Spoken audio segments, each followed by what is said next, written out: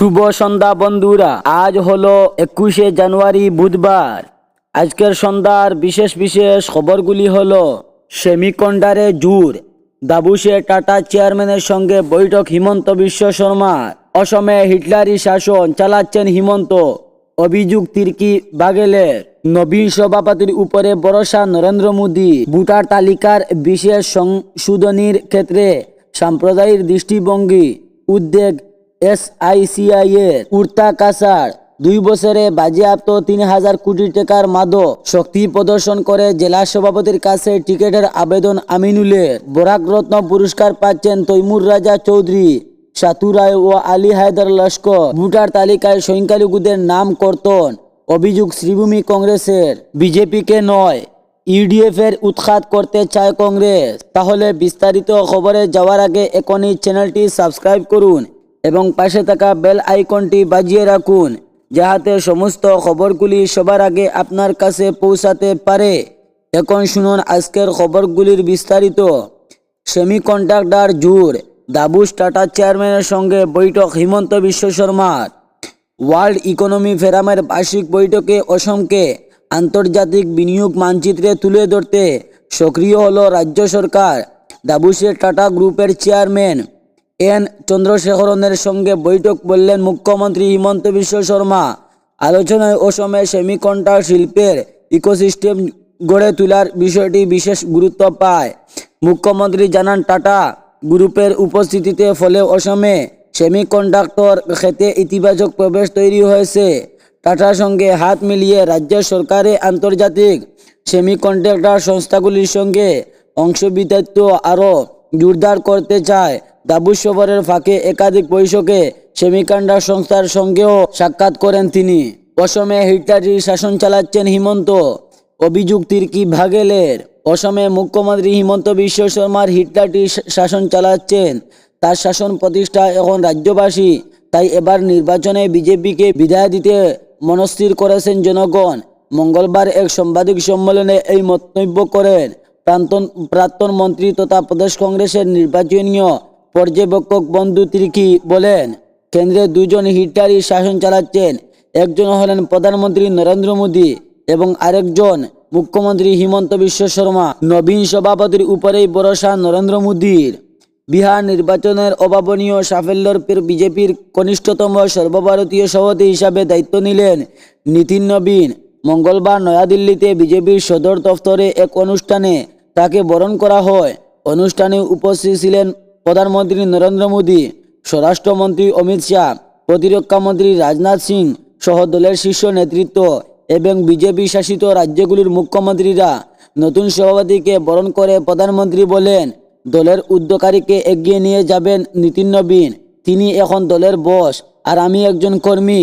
নবীন এমন একজন প্রজন্মের প্রতিনিধি যে রেডিও যুগে দেখেছে, আবার আজ কৃত্রিম বুদ্ধিমত্তা বা AI ব্যবহারে দক্ষ। ভোটার তালিকায় বিশেষ সংশোধনীর ক্ষেত্রে সাম্প্রদায়িক দৃষ্টিভঙ্গি উদ্বেগ SUCI এর। রাজ্যের ভোটার তালিকা ক্ষেত্রে বিশেষ সংশোধন ক্ষেত্রে সাম্প্রদায়িক দৃষ্টিভঙ্গি নিয়ে অন্যায়ভাবে সংখ্যালঘু ভারতীয় নাগরিকদের নাম বাদ দেওয়ার যে ষড়যন্ত্র চলছে, এতে গভীর উদ্বেগ প্রকাশ করেছে SUCI কমিউনিটি দলের অসম রাজ্য কমিটি। দলের পক্ষ থেকে বলা হয়, একটি দৃষ্টিনক্ষত্র কোনো কারণ ছাড়াই নিয়ম বহির্ভূত 7 নং প্রপত্র পূরণ করা হয়। শত শত মানুষের বিরুদ্ধে অভিযোগ দায়ের করেছে। নিয়মিত বহির্ভূত এ ধরনের অভিযোগ বাতিলের পরিবর্তে এর ভিত্তিতেই প্রশাসন স্বল্প সময়ের মধ্যে তাদের শুনানিতে উপস্থিত হাতে নোটিশ প্রদান করা এবং অভিযোগকারীদের অনুপস্থিতিতে শুনানি অনুষ্ঠিত করার ঘটনাগুলির ফলে জনসাধারণের মধ্যে গভীর আতঙ্কের সৃষ্টি হয়েছে। এসব ঘটনার পরিপ্রেক্ষিতে দলের আসাম রাজ্য সম্পাদক ও কেন্দ্রীয় কমিটির সদস্য চন্দ্রলেখা দাস বলেন, যেভাবে রাজ্যের শাসনবিষ্ট বিজেপির সরকারের মুখ্যমন্ত্রী প্রতিদিন গণতন্ত্র ও সংবিধান বিরোধী কুৎসিত মানসিকতা নিয়ে ধর্মীয় সংখ্যালঘুদের বিরুদ্ধে নির্লজ্জভাবে বিষোদ্গার করেছেন এবং সর্বশক্তি প্রয়োগ করে তাদের সর্বনাশ করবেন বলে শপথ নিচ্ছেন, এতে কারো বুঝতে অসুবিধা নাই যে দৃষ্টিচক্রের চক্রান্ত থেকে শুরু করে অন্যান্য কার্যকলাপ তার নির্দেশ বা ইচ্ছা অনুযায়ী হচ্ছে। এই চক্রান্তের ফলেই সংখ্যালঘু জনসাধারণের বিশাল সংখ্যক নাম ভোটার তালিকা থেকে সেটে ফেলা শুনানি নামে তাদের অহেতুক হামরানি করা সুপরিকল্পিত চক্রান্ত হচ্ছে। উড়তা কাসার 2 বছরে বাজেয়াপ্ত 3,000 কোটি টাকার মাদক। 2016 সালের মুক্তিপ্রাপ্ত বলিউডের ছবি উড়তা পাঞ্জাব এ দেখানো হয়েছিল সেরা রাজ্যের যুব সমাজের ভয়াবহ মাদক শক্তির চিত্র। বর্তমান কাছাড়ের বুকে যেভাবে মাদকের কারবার চলছে, এতে এ জেলা না পাঞ্জাবের পথে এগিয়ে যায় জেগে উঠেছে এমন শঙ্কা। মাদকের কারবারের কাছাড়ে ভূমি কিভাবে ব্যবহৃত হচ্ছে, এর ভয়াবহ চিত্র ফুটে উঠেছে জেলার অতিরিক্ত পুলিশের সুপার সুব্রত সেনের তুলে ধরা তথ্য থেকেই।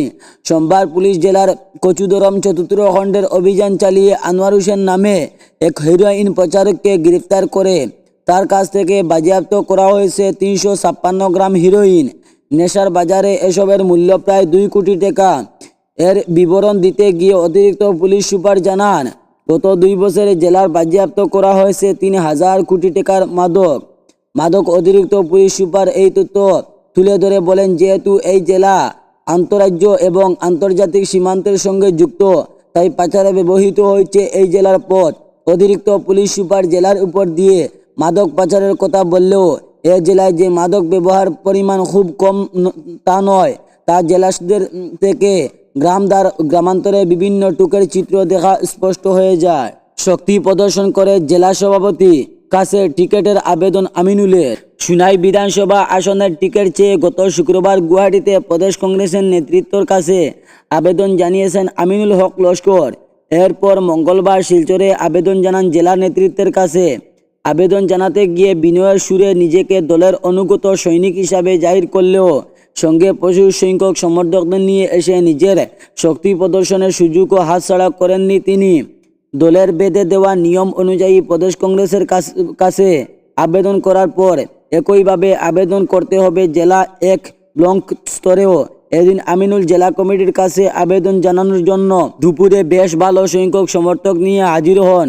শিলচরের দলীয় কার্যালয়ের ইন্দিরা ভবনে তার আবেদনপত্র পেশ করাকে ঘিরে ইন্দিরা ভবনের সামচারানে হলেও এক সংক্ষিপ্ত অনুষ্ঠানের আয়োজন করা হয়। সমর্থকদের ভিড়ে টাসা শ্যামচরণ হলেও দলের অন্যান্য কর্মকর্তারা অভিমত সেন, পতরঞ্জন চক্রবর্তী, অশোক বৈদ্য, নীলিমা বেগম লস্কর ও খসরু আলম চৌধুরীকে উপস্থিতিতে অনুষ্ঠানে আমিনুল জেলা সভাপতি সজল আর্চারের হাতে তুলে দেন আবেদনপত্র। বরাক রত্ন পুরস্কার পাচ্ছেন তৈমুর রাজা চৌধুরী, সাতু রায় ও আলী হায়দার লস্কর। শ্রীভূমি জেলার ঐতিহ্যবাহী ও সুপ্রতিষ্ঠিত বেসরকারি শিক্ষা প্রতিষ্ঠান অনি পরিস্থিত আল ইকরা ন্যাশনাল একাডেমির তাদের গৌরবময় শিক্ষাযাত্রা 10 বছর পূর্তি উপলক্ষে 20 জানুয়ারি থেকে 27 জানুয়ারি 2026 পর্যন্ত বিদ্যালয়ের প্রাঙ্গণে এক বর্ণাঢ্য 8 দিন ব্যাপী বিশেষ অনুষ্ঠানমূলক আয়োজন করা হয়েছে। শিক্ষা, সংস্কৃতি, ক্রীড়া ও সামাজিক চেতনায় সমন্বয় এই আয়োজন ইতিমধ্যে এলাকা জুড়ে ব্যাপক উৎসাহ ও আগ্রহ সৃষ্টি করেছে। এই অনুষ্ঠানমালার অন্যতম প্রধান আকর্ষণ হিসাবে ঘোষণা করা হয়েছে বরাক রত্ন পুরস্কার প্রদান অনুষ্ঠান, যেখানে 3 জেলার সামাজিক বিশিষ্ট ব্যক্তিদের মধ্যে থেকে 3 জনকে চয়ন করা হয়েছে।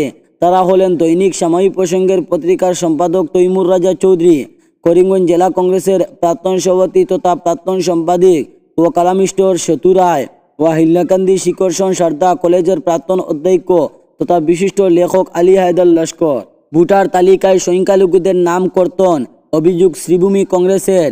নির্বাচন কমিশনারের নির্দেশক্রমে রাজ্যে স্পেশাল রিভিশন বাস্তবায়নের নামে সংখ্যালঘু সম্প্রদায়ের মানুষকে টার্গেট করা হচ্ছে। বিভিন্নভাবে বিএলও এবং বিএলএ সুপারভাইজারের উপর চাপ সৃষ্টি করে সংখ্যালঘু শ্রেণীর ভোটারের নাম কর্তন করা হচ্ছে। শুধুমাত্র নির্বাচনে জয়লাভের জন্য প্রকৃত ভারতীয়দের ভোটার তালিকার কেটে নিচ্ছে শাসক দল বিজেপি। মঙ্গলবার সরাসরি এ অভিযোগ করেন করিমগঞ্জ জেলা কংগ্রেসের সভাপতি তাপস বুরকাইস্ত। শ্রীভূমি জেলা নির্বাচনের আধিকারিকের হাতে দাবি সংশ্লিষ্ট সম্পর্কপত্র তুলে দেন জেলা কংগ্রেসের সভাপতি সহ অন্যান্যরা।